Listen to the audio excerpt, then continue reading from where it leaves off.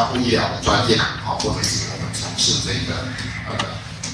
颈部疼痛的这个治疗，这个相关的专业的同仁，还是我们一般的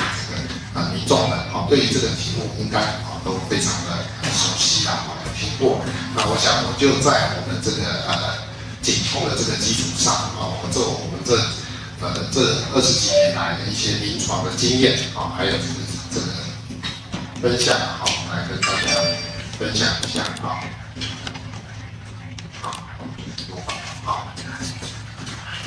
那我们今天呢讲的这一个题目颈部的疼痛，我们怎么样去正确的一个态度去面对它，就是临床还有一些经验跟大家分享一下。下一张。讲一点，把这个给区分开。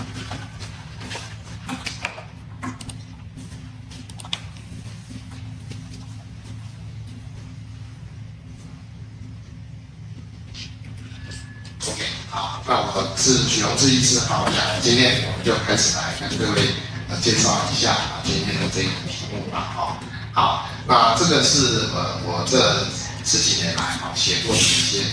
专业的这个著作啦，那如果各位有兴趣也可以参考一下这些内容，那我们今天讲的内容主要都是从我这些著作里面去引用出来，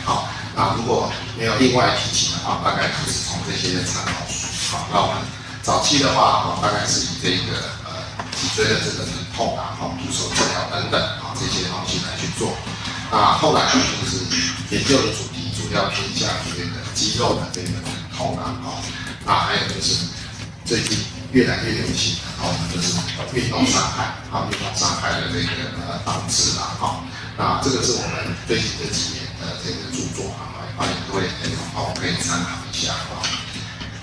好，最常见的脊椎伤害我们常常会问自己问别人哪一些是最常见那讲这个之前我想我们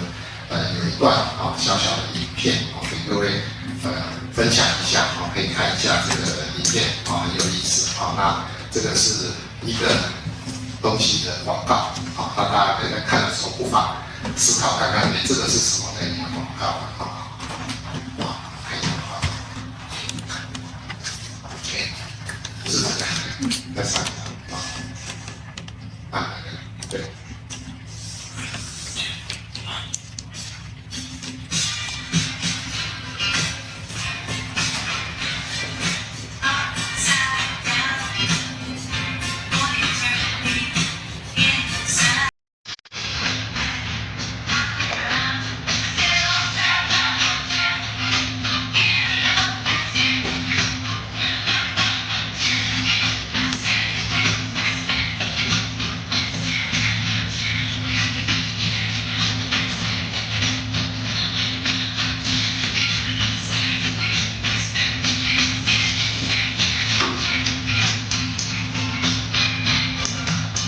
这个是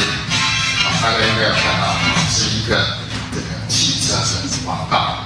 那这个跟汽车广告有什么关系它就是强调这个汽车呢它用了一个新的这个动态的平衡系统不管是爬坡啦、下坡啦、转弯啦，或者是这个高低不平的时候都能够保持稳定，而这个稳定呢就跟我们那个鸡的脖子一样所以各位如果有养鸡啦、养鸭我不知道啦鸡的话鸽子啦这些的东西你可以发现它在各个不同的姿势下面它能够保持这个稳定的状态那这里除了这个是一个动态的平衡那这个就是它强调说这个它的这个系统就是跟这个鸡的脖子一样，不管怎么样左右晃动这些东西它都能够保持稳定，这就告诉我们什么？我们的这一个颈部的疼痛，很多人会以为我是颈椎的这个什么问题造成的其实有时候不是这样子我们身体任何不平衡的这个东西我们颈椎都是作为一个行政体所以我们在颈痛的时候，有些这个常常是跟身体的这个平衡有关系好，那这个也是一样这个最近这10几年来台湾很流行这个骑这个自行车、脚踏车那这个东西呢我们在临床的门诊上面最常看到什么？骑脚踏车是哪里不舒服除了这个扭伤跌倒之外，很多都是跟颈椎有关系那为什么我们在骑这个自行车、脚踏车的时候通常有几个要诀我们说紧握把手，手肘大直然后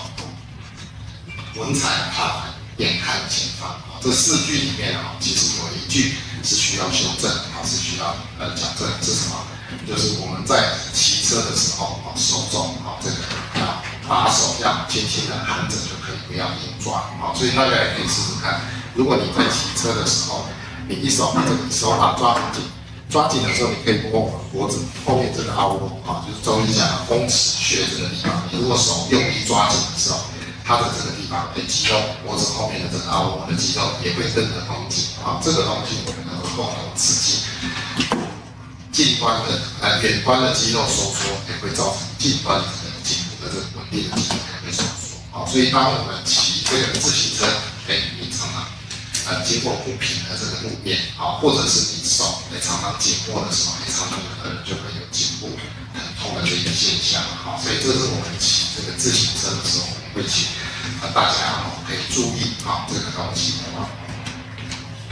好，那讲到颈痛我们还是先破题把一些重要的这个数据跟大家分享包括颈痛，一个人一辈子里面大概有50%到70%的人会受到影响那其实让我们比较惊讶的是，大部分的人是什么？不对的不长期的这个坐姿引起的反复拉伤那我们另外一个题目会讲到腰痛早上有跟病人讲到这个以前人家说你坐这个坐久不舒服那我们直接的反射就是什么不要做不要做但是别的运动是可以减少，但是做这件事情大概不太能够减少我们平均一个人一天大概要花4到6个小时的时间是坐着的所以坐着相关产生的问题，我们大概不能够考虑做这件事情所以坐着做不稳，做不好这个东西其实要好好的去面对它，好好做因为这个会引起我们颈部的这个疼痛而且呢女性比较常发生那美国国务院他们有做过一些这个疼痛的这个研究就是在这个颈痛、头痛跟头面痛加起来大概就有接近35%，也就是1/3强的这个疼痛是跟头颈的这个东西是有关的我们怎么样去注意呢？其实注意就是正确的姿势最重要，然后再来就是做这个前拉还有颈部的这个强化，等一下来讲那这个就是我们说颈痛最常见的原因主要就是像肌肉或者是小内关节还有韧带以及椎间盘的神经那颈痛会引起这个颈痛的肌肉疼痛，我们称为所谓的肌筋膜疼痛症那其实任何肌肉的这个拉伤都容易造成颈痛，而且呢，它是常常就是上下的这个延伸上下的这个延伸那还有就是它有一些，比如说像小内关节啦或椎间盘的这个问题，它会产生肌肉的疼痛，叫做2级屏障还有就是这些肌肉疼痛它有时候是你在这个地方痛，它的病源、它的源头不是在这里，是别的地方来的所以这我们叫隐传痛或转位痛等一下我会介绍。这个就是我们脊椎的很神奇的很多的这个背部的肌肉，包括从这个肩椎这个地方连上来，其实它都是在颈部颈部这个地方去做连接所以很多的颈痛其实跟胸背腰的这些疼痛有关系那比如说以这些像我们这个头半脊肌胸椎长肌，或者像这个髂肌这个地方这个都有相关这也请大家可以试试看我们可以摸这个髂肌这个地方这个我们这里会有2个凹窝大家坐着的时候可以自己很好看这个凹窝摸这个凹窝的时候，你脖子一直往前伸一直往前伸，是不是伸到一定的角度的时候，你会发现腰里这2个凹窝会凸起来，也就是说，我们脖子在一定的位置的时候，它会把这个髁韧肌把它活化这个肌肉就紧动，它就会凸起来所以这个很多人在门诊很多腰痛到后来，原来是什么？它是脖子的关系，这是我们说的这个像胸椎长肌髂韧肌这些都是这样子那另外一个我们颈痛很常见的就是所谓的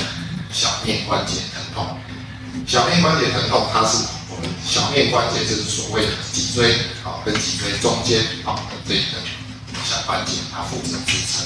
那什么时候会被刺激到？通常两个动作，一个抬头加转头所以如果抬头加转头，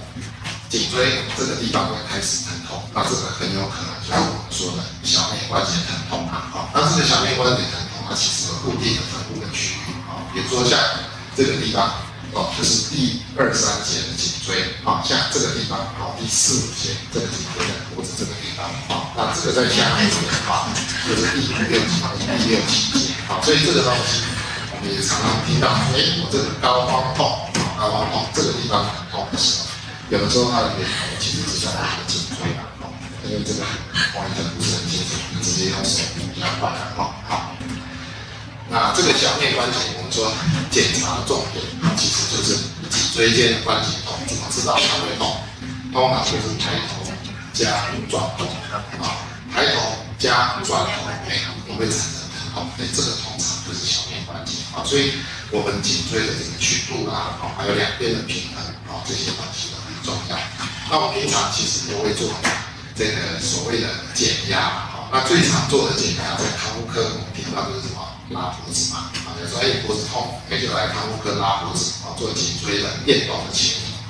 那事实上有一个不花钱在家里可以做的是什么？就是做拉单杠吊单杠吊单杠其实也是一种把颈部肌肉放松的一个方法那当然如果痛得很厉害的时候，我们可以使用这个整身修复疗法那再来这个也是一个这个有人叫甩边症，有人叫挥边症。这个东西常常发生在什么时候？就是我们开车、骑车的时候，不小心撞到人家，或者是不小心被人撞了。撞的时候，脖子像鞭子一样甩出去，再拉回来，突然弯曲，再伸展。那这个时候呢，刚撞到的时候，可能大家都不会有感觉，没事，来走了就走了。但是回去以后，1周7天以后，开始脖子痛，产生落枕那这个是什么？这个就是我们说的颈椎的甩边症、挥边症造成什么韧带的这个损伤。因为我们这后面这里有这个颈韧带跟下韧带、肌间韧带这些韧带在快弯曲跟伸展的时候，这个地方拉扯受伤，拉扯受伤之后，它越来越发炎就会造成这个地方的疼痛。而这个东西通常是7到10天越来越重所以有些人刚撞到当下没有什么问题，但是到后来他会发现，说他会觉得会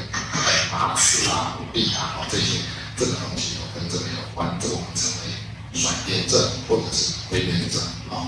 那这个我们前几年台湾很流行所谓的这个极限运动就是bungee jump就是从这个高空弹跳下去弹起来很多人拍这个影片视频放在网络上，很多流量那其实这个东西下去的时候，它脖子是一个很快的弯曲跟伸展那这个也很容易发生所谓的挥边症这个就是要比较小心这个疼痛如果是像挥边症引起的韧带的疼痛大概会有一个特点就是第一个活动度会受限，那第二个呢，也就是你的这一个疼痛的这个特点，第一个就是平常不动就不痛。但是动到一个角度，痛的要命痛得很而且呢，拖了好几个月都没有好。还有一个以前我们如果是肌肉的疼痛，大家按摸一摸推一推还会比较好。但是这种韧带的疼痛通常还是没有效的OK， 好，那颈椎第3个疼痛的原因大概是我们说的椎间板或神经根的这一个压迫椎间板、神经根的压迫神经根压迫最常见大概就是脊椎中间的这个软骨，我们称为椎间板或椎间盘的这个突出去压迫。那另外还有就是随着年纪增大，我我们这个脊椎出来的神经出来的孔洞变窄，叫狭窄症，或者是脊椎不稳定，它前后滑动产生这个骨质的增生，这些东西呢，它就会造成我们颈部的这些疼痛，那这个常常都会被病患或者是我们同仁会问到说，我这个这么严重，到底要不要开刀？大家可能觉得要担心那通常我们就说所谓的神经学症状要考虑开刀，哪3个情形第一个就是他管的这些地方肌肉有萎缩有萎缩，然后呢大小便失禁，失禁的意思就是控制不住，挤不出来这些就是失禁。那另外一个就是夜间晚上会痛到或者是麻到醒过来，如果有这3个神经学症状呢，可能就要考虑外科的这个介入那这个会影响这个东西，我们以前跟病人讲，病人有时候都不太清楚，但是你跟他讲这个自拍，你知道吗？这个什么？它叫骨刺那骨刺又分有的就是说没有骨刺西医哪有在讲骨刺，中医才讲骨刺其实不是我们的骨刺通常分为像硬骨刺硬的话像是麦芽骨质的增生，在过度使用或中老年人比较常见。那另外一种就是我们所谓的软骨刺就是椎间盘的突出在这个年轻人或者是运动伤害比较常见所以我们大概可以跟这个患者沟通的话去讲这你是硬骨刺你是软骨刺这个通常他们比较能够接受这样子的一个讲法好，那这个东西我们常常比喻所谓的软骨刺，椎间盘的软骨刺就像什么？椎间盘就像一颗葡萄葡萄你如果正常这个葡萄是这样大颗的，那你如果脊椎跟脊椎的压力变大，一直压迫的时候怎么样？压到一半，葡萄皮会破掉。你如果再继续压的时候，葡萄肉会跑出来；再继续压的时候，葡萄籽也跑出来了。所以我们椎间盘大概是像这样子的一个情形。如果说刚讲的微边症或者是整个压紧的时候，葡萄皮破掉了，葡萄皮破掉的时候，这个会有一个伤痕。它动到一个角度的时候，你会非常的痛或者是你什么上下的一个压力把这个伤口给撑开，它会很不舒服所以这个大概就是所谓的第1期到第2期的椎间盘的退化那如果说继续的话，它这个中间这个我们叫水核 nucleus pulposus 所以呢这个东西里面的东西跑出来，就像葡萄肉跑出来了，跑出来之后它会压迫到附近的组织，就会造成炎症跟疼痛所以我们椎间盘的退化也可以依据这个观念来去跟这个病患去解释自己也可以加以理解好，那这个东西我们说怎么样叫神经跟有压迫如果说脖子痛它会一路痛到手臂、手掌跟手指头这样痛的时候，这个可能是神经跟压迫。那它如果这个分布是根据这些你看像我们这个紫色蓝色黄色绿色，它有这样的变化，我们称为皮节让它痛。所以我们说神经跟压迫第一个特征就是它是皮节分布就是根据这些不同颜色的这个分布感觉的这个影响，我们称为皮节分布那这个通常是椎间盘的突出或者是脊椎的狭窄需要得到这个是这样子。那另外我们刚刚说过了落枕落枕的话，我们医学上叫所谓的急性颈周炎颈关节的周围炎它是什么？肌肉说宕机宕机的意思就是我们肌肉它保护性的收缩通常是姿势不良或者是温差还有就是像感冒造成肌肉的发炎那肌肉保护性的收缩这个就是所谓的落枕那落枕我们怎么样去处理其实这边的肌肉如果紧绷的时候，我们可以利用一个方法，就是什么？最大收缩后放松。如果这边变紧的时候，我们可以给它这样子互推力量撑到最大，然后撑到最大以后放松，脖子动一动它就会比较放松这是一个方法。那或者是用对侧用对侧的肌肉给它最大力量收缩之后给它撑着，用力撑6秒钟以后放开以后你再动一动这边的肌肉也可以放松所以落枕的话，我们大概可以利用这种方法教会我们的肌肉不要绷紧那另外我们也会用一些这个徒手的方法，把这些肌肉去做一些纵向的牵拉或者是肌痛点，给它做一些针刺这些治疗这个大概是绕诊常用的一些方法那当然还有一些容易引发头颈疼痛的这些食物我们可以看像这个有的这个喜欢吃这个巧克力或者是像柑橘类的这些东西，还有什么起司还有什么红酒这些东西比较容易引起疼痛，所以这个我们通常叫3C 3个 C，3个 C 就是什么 chocolate 巧克力cheese 还有就是 citrus 这个大概我们常常记忆就是这个3个 C 柑橘类巧克力这个起司类的还有就是红酒red wine。那这些东西有的人他就容易引发这个肌部的痛那还有什么有一些像什么香肠、火腿、腊肉、培根这一类含亚硝酸盐这些东西比较多这些东西我们就在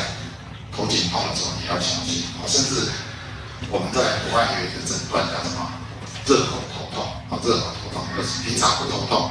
平常脖子不痛，吃了热狗以后就头痛，为什么？亚硝酸盐类的东西加的比较多，那就容易这样。那另外还有什么？台湾很流行夏天天气很热要买一杯冰沙冰沙它这样子一口喝下去，马上脖子也就痛起来。为什么？因为我们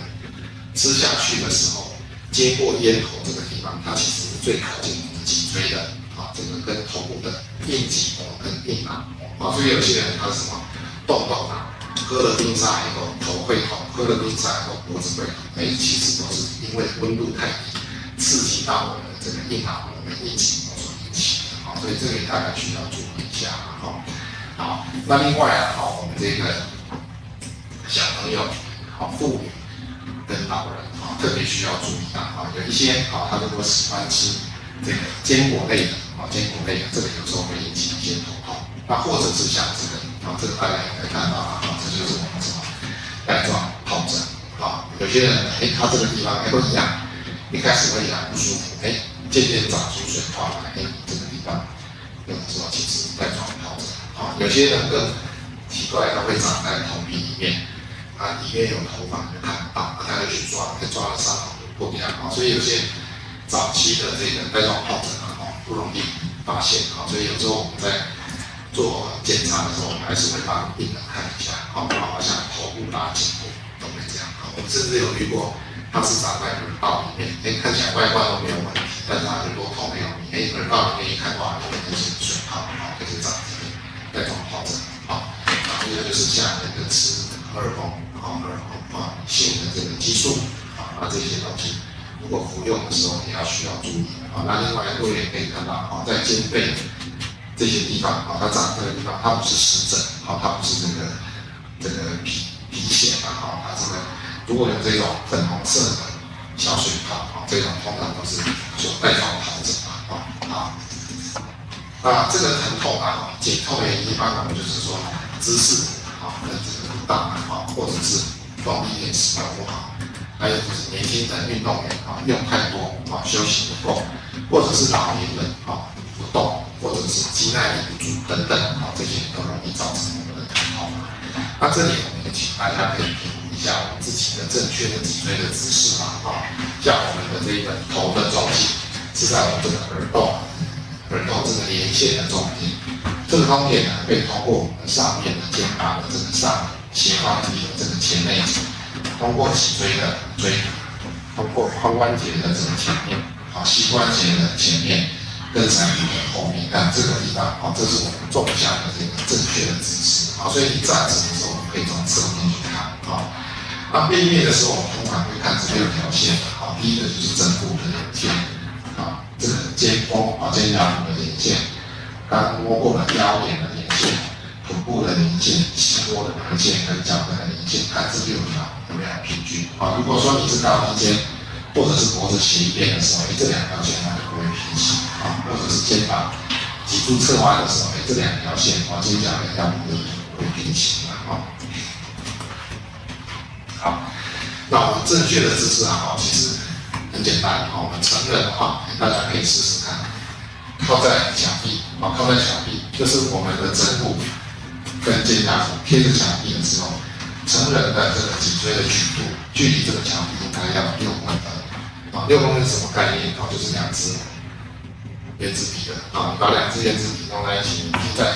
墙壁上，你这原子笔往后要是卡住了，表示我这个脖子曲度比较不够曲度比较不够所以这个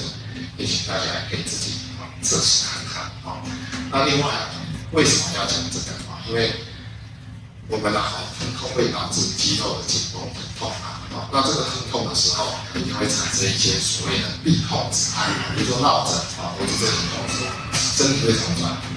就会这样子转，就不会转头那这里会产生所谓的痹痛姿态，那这个会造成我们这个姿态跟动力链的失调，然后呢，耗能磨损会增加，这个东西也会影响我们的生活，造成挫折、愤怒和沮丧，造成活动力降低。这个东西它就成为一个我们叫所谓的疼痛的恶性循环所以急性疼痛我们还是要赶快处理的要赶快处理那为什么不处理的话，大概会有这几个现象第一个，疼痛多触化，通常我们脖子痛久了后，你会觉得腰也痛起来，肩膀也痛起来，脚也痛起来这是1+1大于3就是我们说疼痛的多触化。那另外一个就是疼痛信号会放大化，脖子痛久以后腰痛，那痛久的时候，你觉得脖子好像越来越痛，这个疼痛讯号会有加成效果，疼痛讯号放大化。那再来就是我们看一些慢性疼痛、经痛的病人，说哪里痛？我不知道，我整个脖子都很酸那你能不能指一个点也指不出来，就是整个都很不舒服，它辨识跟定位会产生模糊的现象还有这个颈痛最容易产生什么？高血压有些人脖子痛痛久了血压就变高了所以有的人不爱去医院看病就是这样，就怕说他会讲说怎么去医院看病越看越多，药越吃越多，为什么？因为痛久了，你除了肌肉松弛剂消炎药吃以外，还要再吃高血压的药，就是越吃越多所以有时候找到正确的病因，这个高血压也可以控制。那前面讲这些，也许大家不是那么清楚，但是我们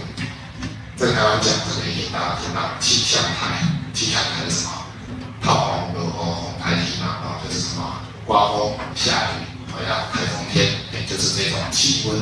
气压的这些改变的时候，特别容易发生这种不舒服这种都是疼痛的这个恶果那这个东西其实颈部、肩膀的疼痛，我们可以从坐姿所以坐在前面的同仁后面你可以帮他看一看，看他两边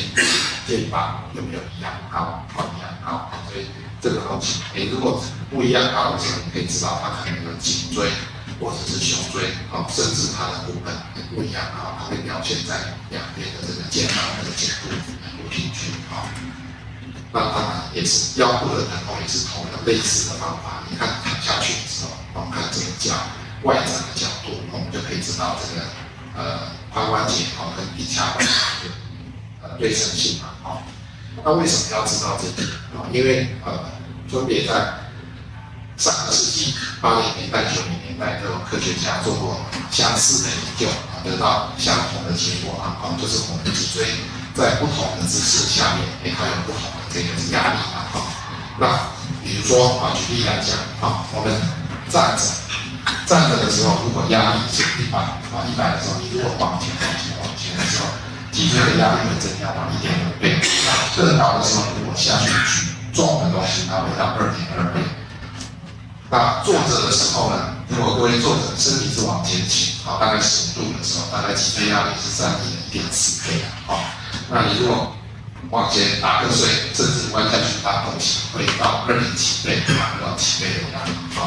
那我们躺着也是一样躺着人家说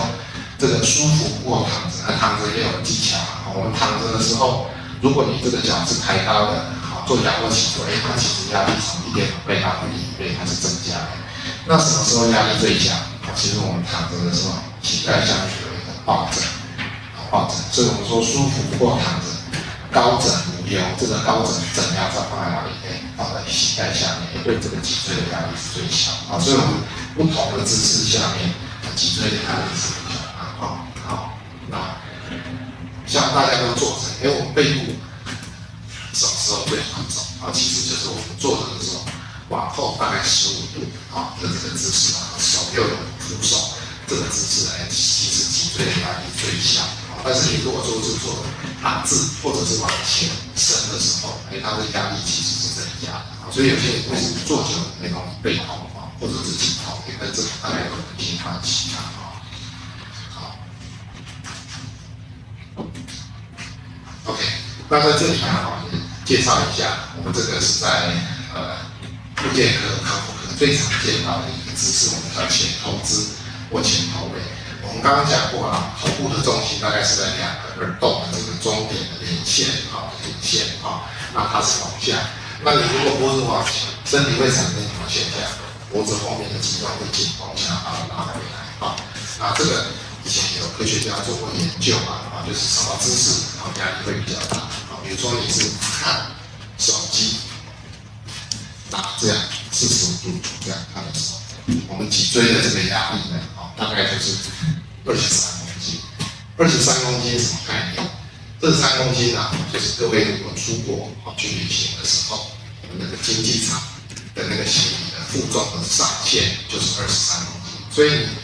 大家可以想想，每次你拿手机这样看的时候，你等于是什么？把一个经济舱负重的这个行李把它挂在你的脖子上所以你这长时间这样子的时候，脖子会不舒服不舒服是有它的原因好，那这个我们也可以来看一下就是刚刚说过耳洞的连线的垂直线应该要通过肩膀的前上棘的最前面你如果一直往前的时候，越往前，它这边就会开始用力。比如说你前面距离这个2个指头的时候，我们这个上斜方肌这里的肌肉跟这个提肩胛肌这2组肌肉它就会紧绷，所以人肩紧绷的时候，其实它是脖子太往前那如果再往3个指头，你脖子再往前伸，这个前垂线跟这个上斜方肌的前棘，这个地方得到3个指头，通常就会有3组的肌肉去用力。除了上斜方肌及肩胛肌之外，肩胛骨中间的这些背部的肌肉就会不舒服所以有人说我的膏肓我的夹心胛心沟龙这个地方在不舒服，其实跟前头姿也有关系因为脖子会想要背往后拉，身体这些肌肉就会用力再来就是下胸椎这个脊侧肌也会用力那如果是4个指头你看老人家很多都是这样，坐下来你看光看这样子，你都大概知道他要说什么。他说我脖子痛、肩膀痛跟背痛对不对？所以你可以看到地间这个麻刺痛的症状，还有就是什么肿背痛，还有刚刚跟各位说过，我们可以手放在凹窝这样往前伸到一定的程度，背部的这个髂的肌整个都被活化，它就会不舒服所以这个4个指头的这种前头姿的时候，合并会有背痛会有背痛那这个东西除了肌肉紧绷之外，它其实会造成我们的这一个重心的偏移你看有些人为什么他走下发现身姿症走路越走一直要往前冲因为他的头重心在往前，他身体下半身会想要赶上去，所以他走路就会越走越快，越走越强那颈椎也会不舒服好，那另外也可以给各位看一下，我们常常大家拿手机，拿电脑看手机，眼睛就往下看那这个其实跟我们颈部也有关系比如说大家可以摸看，我们这个耳朵后面这个凹窝中医叫风池穴这个地方，你摸着这个凹窝的时候，我们眼睛大家可以试试看，上下左右都能看，眼睛往上看、往下看、往左看、往右看，你是不是会发现这个地方脊椎的这个凹窝，这个肌肉会更动？这是我们的一个反射这个反射其实会影响肌肉的张力，所以眼睛要是一直往下看，看久的时候，这边肌肉就容易紧绷。那这时候要怎么放松？放松你当然可以按摩做这些东西，但是大家坐着开会的时候，如果不好意思就是这样翻白眼，眼睛再往上看所以讲的时候，翻白眼睛往上看，肌肉就往相反方向它去收缩，就可以放松，这样子好。那这里有一个小技巧提醒大家开会的时候翻白眼，眼睛要记得闭起来眼睛闭起来的时候翻白眼比较不会被发现所以这个东西我们有时候讲，脖子往上抬以外还不够之外，眼睛可以往上看翻白眼这样子这个是一个放松颈部肌肉的一个方法好。还有就是我们刚刚讲到的这个前头位它会影响到我们的这个全身的重心因为理想来讲我们的这一个头的重心应该是通过这个地方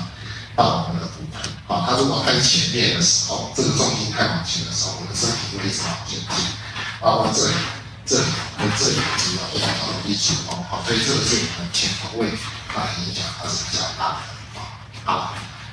那这个怎么矫正我想这个大家应该都很清楚就是我们说眼观鼻，鼻观心眼睛看鼻子，鼻子看你来讲，就是把脖子往后收，这个大概是一个方法。那另外呢，也可以做什么？双手在背后交叉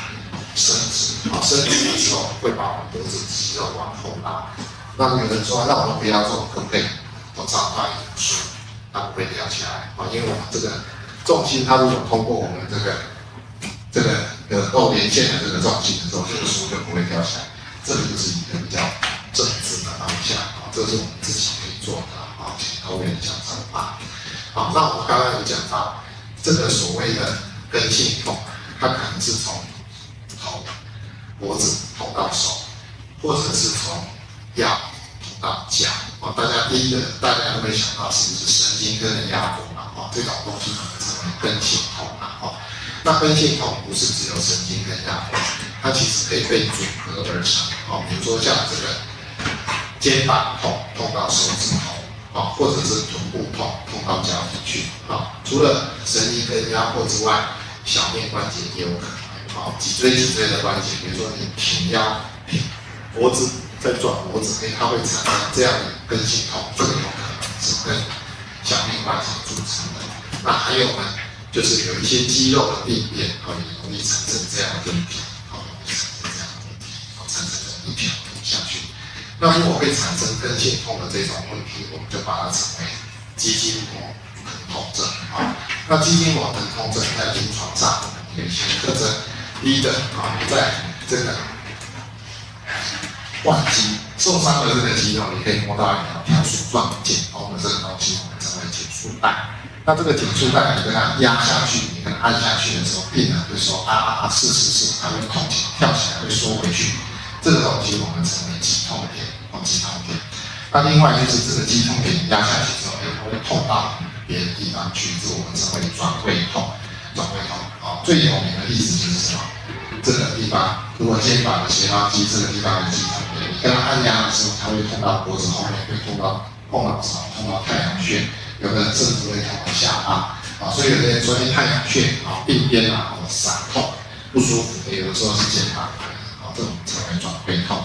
那这些肌痛点它有一个特征，如果我们给它干针或者是注射的时候，它肌肉会跳动，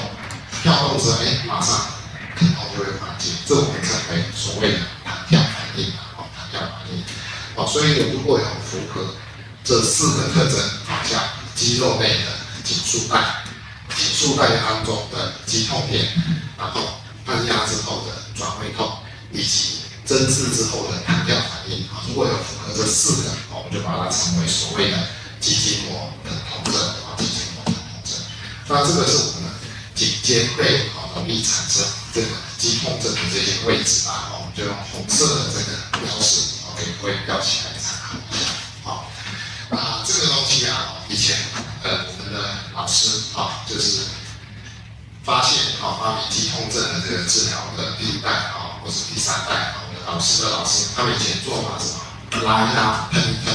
就是什么冷凝物喷一喷以后给它拉一拉就好了但是后来因为这个喷雾剂氟利亚化物容易破坏臭氧层，所以现在建议就少用。所以我们现在做的大概就是什么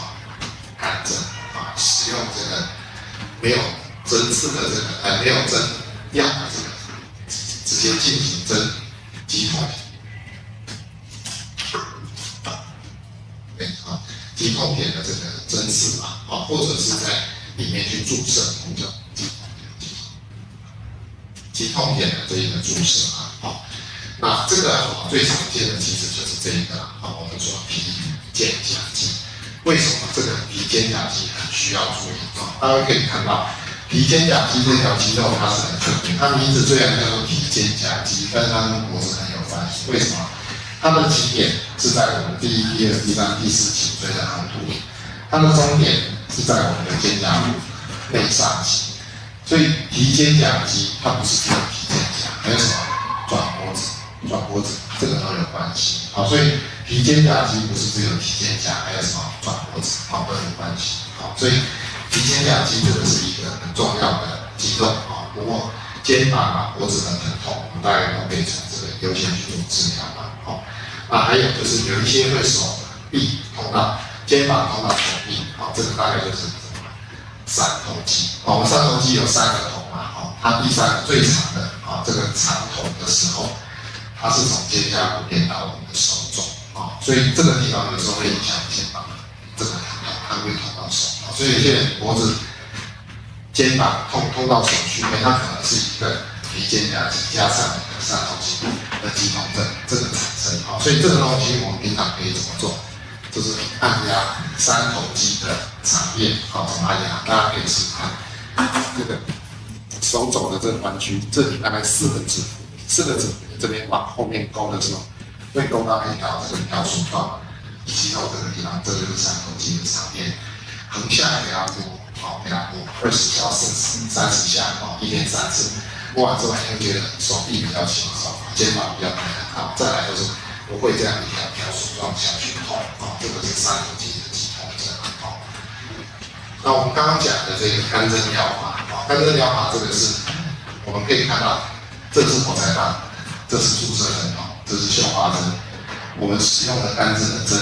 针灸的针其实它是这个注射的针，这个大概1/10的厚度很小，所以这个东西基本上不太会破坏我们的组织跟血管。我们在做的时候会找到换肌受伤的地方，我们直接给它下针去做刺激，这种叫干针疗法。那这个东西我们其实干针在做好以前，大家最怕什么？干针扎了气胸、血胸。皮下会囊肿，会血肿。那现在我们有一些新的方法，使用这个软组织的超音波、超声来去先评估到下面有血管，我们可以这样做完以后再去做干针，这个就会比较安全。这个是我们之前写过的一些文章。那再来就是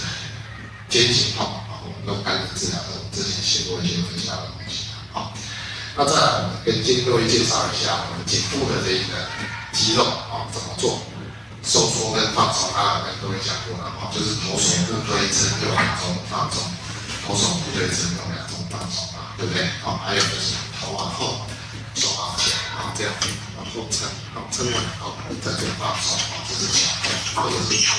手放在这边额头前面去做这个收缩或放松这个大概是我们颈部的伸展肌的一些运动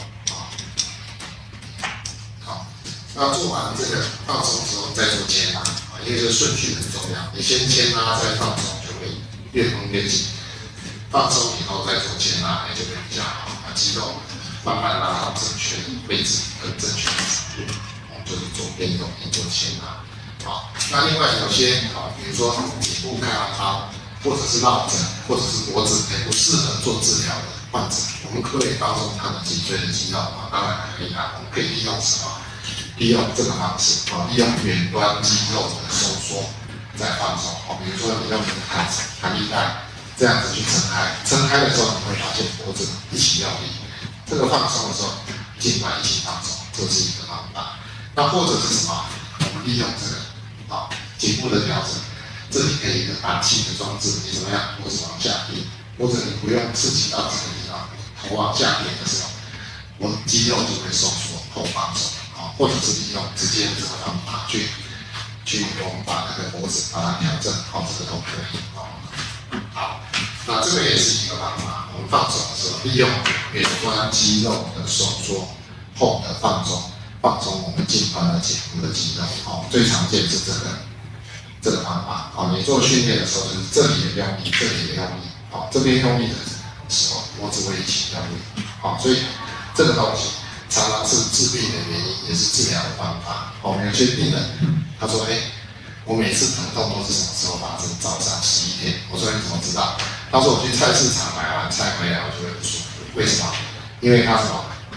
手拎着包包，腋下夹着包包，他就这样走了一下，这里的紧绷就不舒服了。但是放松，以后它就好了。其实是这样子。好，所以如果这边肌肉力你要做锻炼的时候，我们可以利用这种方式来去做所以远端的肌肉的收缩促进近端的肌肉一起收缩，然后再放松好，那另外我们也可以使用这个弹力带，弹力带就是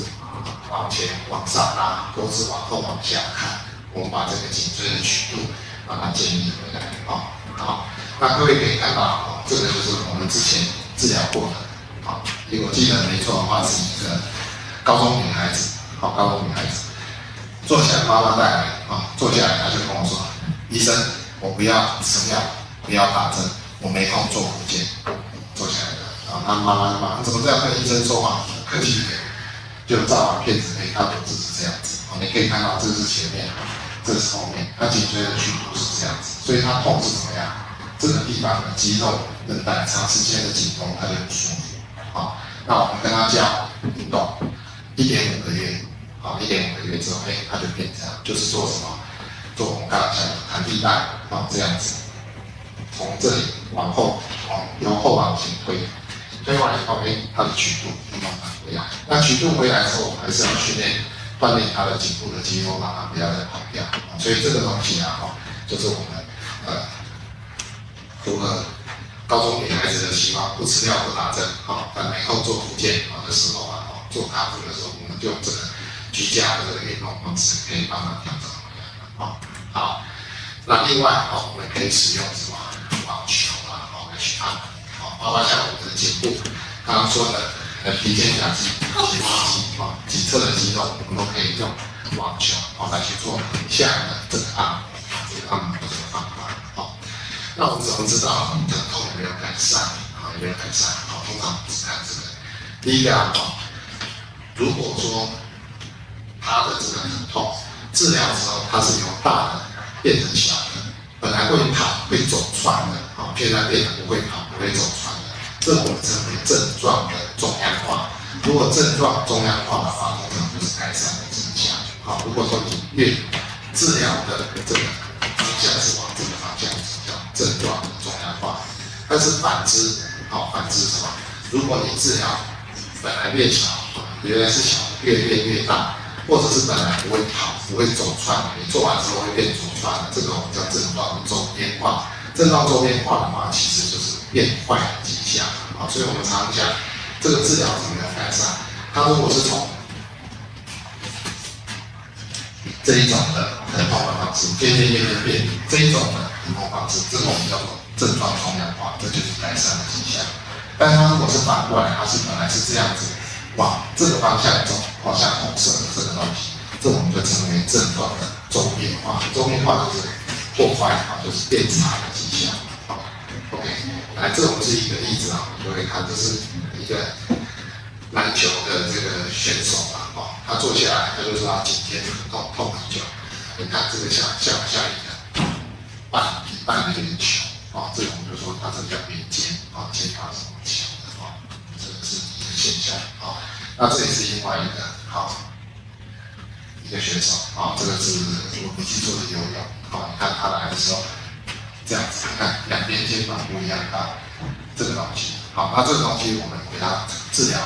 大概要多久？大概要再看1分钟，1分钟之后可以这样。有人说，其实是骗人的，1分钟怎么可能？我说怎么不同人对不对？因为看起来不一样。来，大家看一下这个事情对不对？我们看上一张有个事情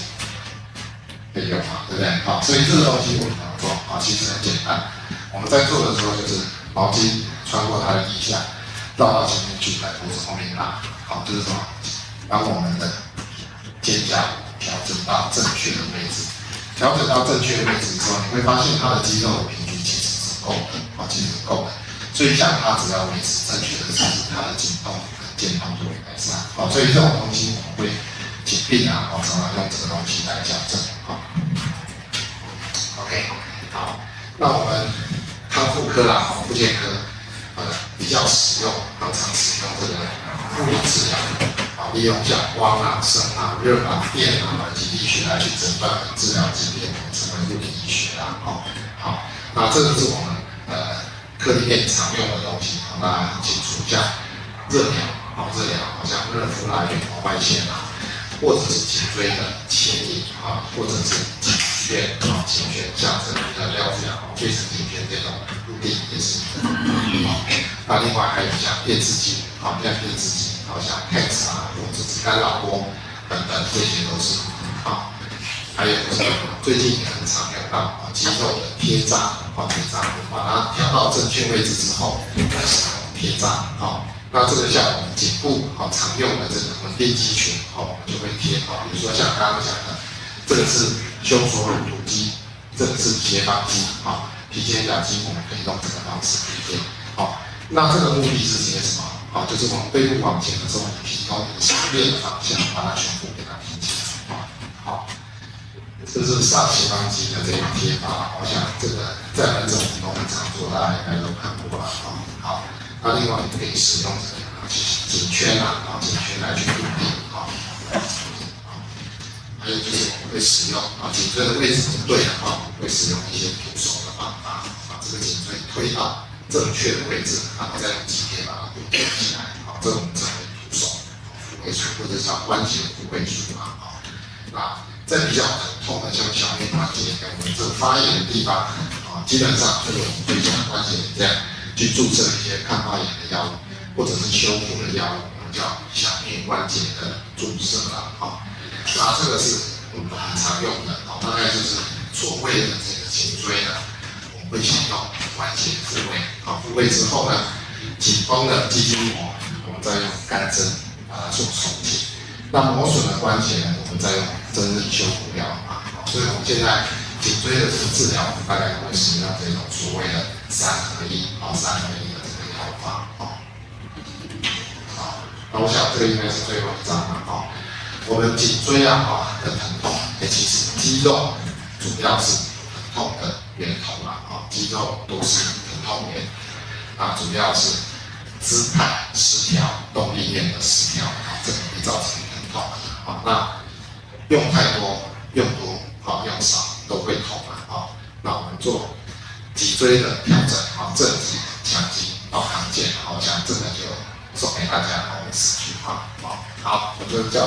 到这边，谢谢各位